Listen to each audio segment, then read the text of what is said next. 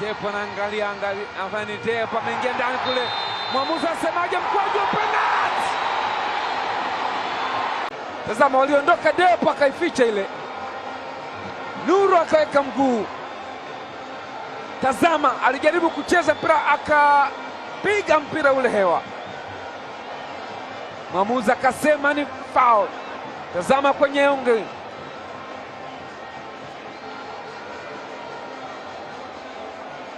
Wachezaji wa Azam wanasema ule mpira umeguswa kidogo, ndio maana ukapoteza uelekeo, ukabadilisha uelekeo, umeguswa na Twalibu Nur, kwamba ule mpira ameugusa. Hata anakwenda kucheza Depo. Tunil wanakwenda kusakata ile. Yanga anataka kufa kwa raha. Kanyenye sita huyu Washisha Nimeriada anasema wewe tutachinja vibaya vibaya.